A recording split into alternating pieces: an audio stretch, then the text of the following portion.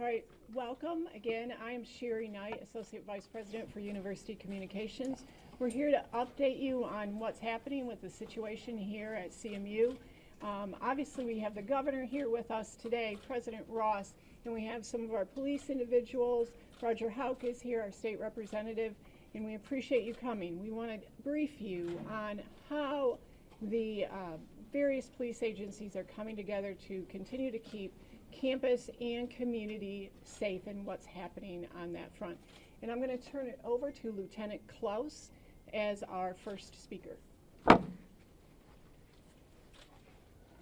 Yes, good afternoon. I just wanted to reiterate it's a sad day for us here at CMU. It's a most unfortunate event that took place on our campus, and we'll provide a brief update of where we're at in the investigation.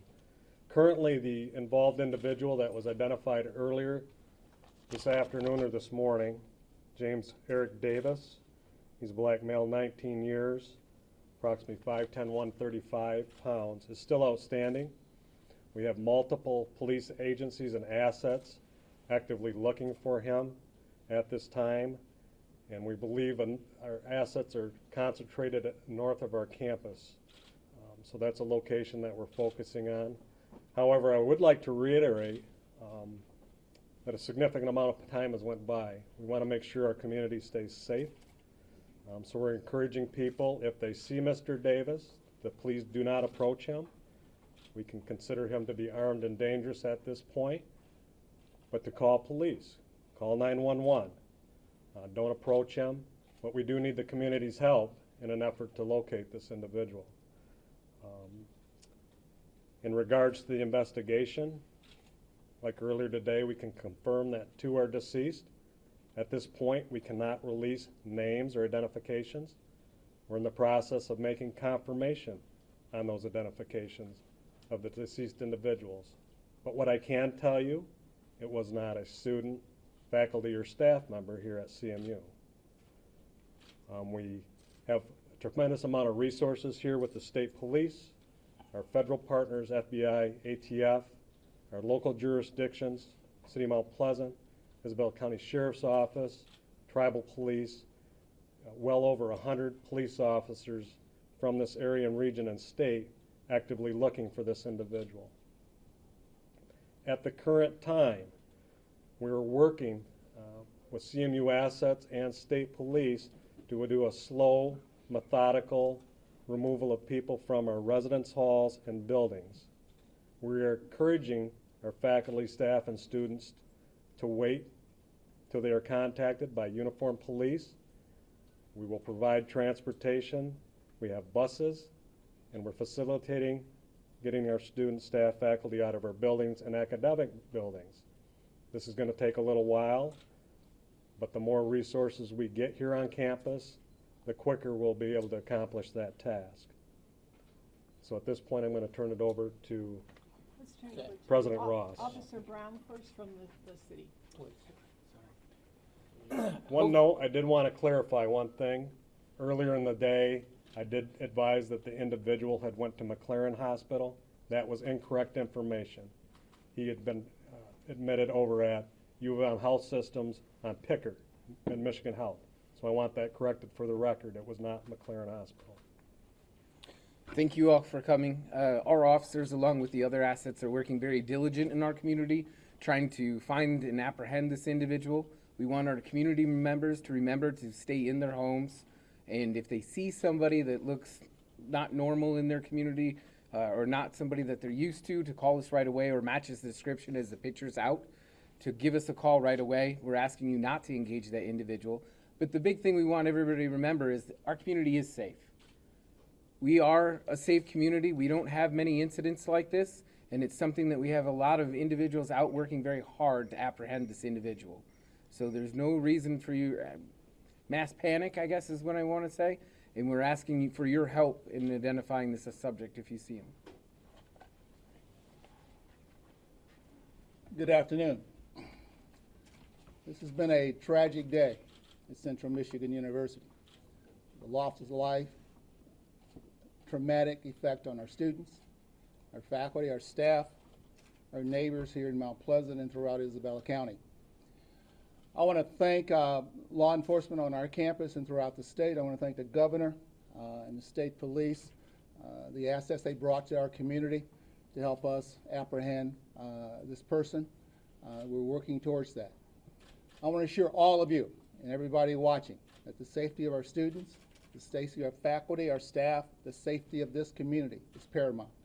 And we will do whatever is necessary as we go through this process of understanding what happened, as we go through this process of learning from this to make our campus even safer. I spoke to a group of parents a little while ago. I did some hugs. We chatted, but it's all about the safety of our community.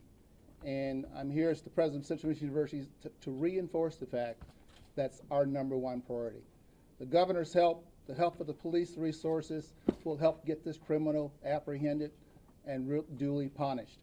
But the hurting will go on for a while, and we'll do whatever is necessary. When today is gone and the cameras aren't here anymore, there'll be students on our campus and faculty and staff members suffering from the incident that happened today. And the care for those individuals will continue as we move forward. So, Governor, thank you very much for all you have done, and the state police and Lieutenant Krause and our university police, and I appreciate Representative Hawk being here today. And thank you very much. Well, thank you, President Ross, and thank you for your leadership. The university has responded very well to this tragic situation that needs to be addressed. The part is we are all rallying together. This is about how we support one another during challenging and terrible times, and that's what this was. This was a terrible incident. It was an isolated incident, but we had 2 people that were killed in a residence facility. That's traumatic to the students, to the parents, to the staff, to the faculty, in this case the community, because this individual is still at large. And so I would reinforce what our law enforcement people have said. I hope everyone can rally, and to the degree you see something, say something, contact us with any information that we can help apprehend this person. There are very significant assets and resources out there committed to finding this person. We will not stop until we've resolved that issue and caught this person. We need to continue, though, to support one another during these difficult times. In addition to catching the person, the priority has been on how well we can support the students, the parents that have gone through this event, how well we can support the residents of the Mount Pleasant area. There's been a great rallying of resources. I appreciate having legislative resources. The city manager has been active, multiple law enforcement agencies. Again, from the campus resources to the city resources to the tribal resources to the county to the federal level. We have ATF, the FBI here, along with the state police. Everyone is working together to do whatever we need to do the apprehension of this person, and then to safely make sure we can get students, faculty, staff home. And make sure that we provide long-term support, as President Ross said. This just isn't about what happens today or what happens through this process. We need to be there to support particularly the students through the end of the school year and whatever they need to deal with this traumatic event. I'm sure people are going to ask how this relates to everything else. We were already active looking at what we can do on our campuses and our schools to protect people better. This reinforces the point. This is not simply about K-12. This is an outstanding university, and we need to include our campuses, our universities and community colleges, and how we can do more to help protect our students and our staff. So this will be an ongoing dialogue. We won't have all the answers today. What I can tell you is there's a commitment to do what's right, to get out there, to do the right thing, to catch the person that did this, to support the students, faculty, staff, and residents of this fine community, and to continue working hard to better Michigan. So I appreciate the teamwork that's gone on, and we're going to follow through and get the job done. Thank you. President, you mentioned that security changes and this is a safe campus. Are there any plans on security changes here on the campus after this? Well, today we're dealing with the incident. We are dealing with, as the governor mentioned, the safety of our students and faculty and staff who are still on this campus. At some point in the future, as we get through this, we will take a review of our processes, take a review of our policies and procedures. There's always opportunities to learn, but we will dissect this and review this after the fact. But today, we're worried about families today. We're worried about students.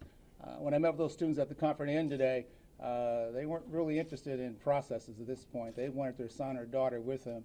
And let's get that done today. I'll be happy to talk to you about processes and reviews at some future point.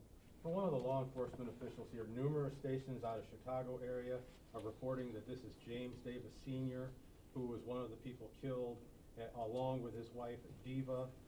Can you guys confirm that? He is a police officer in the Chicago area. And another question is too, if this is indeed him, was that police officer's gun used in this shooting? Right now, we have the Michigan State Crime Lab, their technicians are processing that scene. The deceased individuals are still at that location. We've got to get confirmation before we release anybody's name or identity.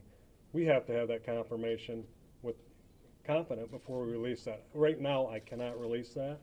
I can't release whether, you know, if a weapon was left at the scene or where we're at with that, and I can defer to the colonel because they're assisting with that portion of the investigation with their crime scene technicians. But sir, at this point, I just cannot release the deceased individuals' names. And I understand where you're coming from. You've got information from other sources. As soon as we're able to make total confirmation of who we have deceased there, we will release that information. Do we have any? Know where the suspect, where he's from, his hometown? State of Illinois. What would you say to the students who now have to dwell on this during the whole spring break? Dr. Ross? I would hope that our students, as we go into spring break, muster the courage to talk about it. I don't want them to hold it inside. Hopefully most of them will be with their families and their loved ones. I think they need to share their experience and talk through it. As they return to our campus after spring break, in fact, the governor and I talked about this earlier, our counseling resources will be reinforced to give them an avenue to express their concerns, their fears, their apprehensions, but I don't want them holding it inside. I want them to talk about it and share, and that's where the healing begins, once you start talking about it. Again, for one of the law enforcement officials, throughout the course of the day, have you been close at all to trying to catching him at all? And do you have any update on what he might be wearing now? I know earlier today you guys said you weren't sure about what he might be wearing because he may have discarded some clothes along the railroad tracks as he made his escape. Have you had any close calls? Are you getting any closer? Here's where we're at in regards to apprehension. We have not had any of our police assets lay eyes on him. We have not had any calls from the community saying they've seen him. So right now, we're going off our best, his route that he left our campus, and we've cordoned that off. We have ES teams going through that. It's a large area. You know, there's multiple places where an individual can hide. He was last seen a dark hoodie. We found clothing along the railroad track. Whether or not it's his, we can't confirm that at this point. So right now, I can't give you a definitive answer. Police have not seen the individual. We have not, flushed him from a location.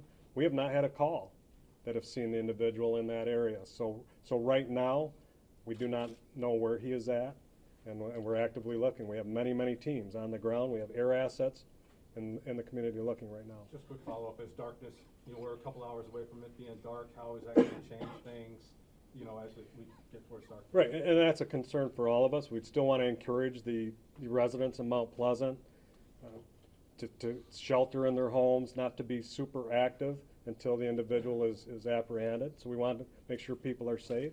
We're working very diligently right now with our partners with state police and our other law enforcement partners to get this campus, our students, faculty, staff off this campus so we know that their home's safe. It's the beginning of spring break. Most people were planning on leaving today.